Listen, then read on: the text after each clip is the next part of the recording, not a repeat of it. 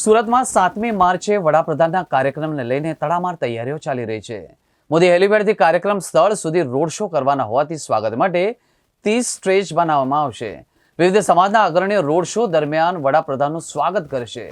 સુરક્ષા વ્યવસ્થાની જાણકારી મેળવવા માટે ડીજીપી વિકાસ સહાય સુરત આવ્યા હતા, જ્યાં તેમણે કાર્યક્રમ સ્થળ, સ્ટેજ અને હેલિપેડ સહિતની સુરક્ષા વ્યવસ્થાની સમીક્ષા કરી હતી.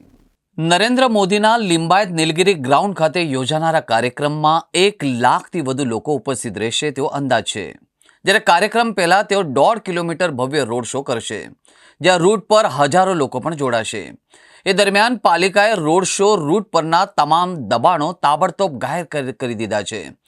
ખાદ્ય સુરક્ષા સંતૃપ્તિ અભિયાન હેઠળ 2 લાખ લોકોને મફત અનાજ વિતરણ પણ કરવામાં આવશે.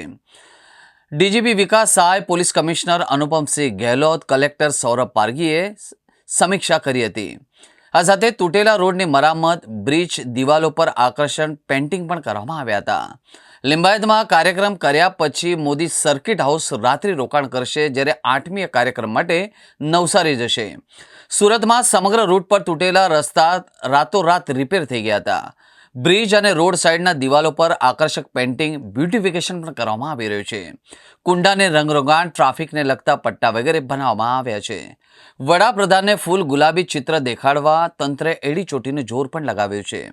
વડાપ્રધાન ખાદ્ય સુરક્ષા સંતૃપ્તિ અભિયાન કાર્યક્રમમાં હાજરી આપશે, જેમાં 2 લાખ લોકોને મફત અનાજ વિતરણ શરૂ કરાવશે. 50,000 વૃદ્ધો, વિધવાઓને અને વિકલાંગો માટે રેશન કાર્ડને એનએફસીમાં રૂપાંતરિત કરાયા છે. વડાપ્રધાન વ્યક્તિગત રીતે 15 લાભાર્થીઓને ખાદ્ય કીટ વિતરિત કરી સંવાદ પણ કરશે.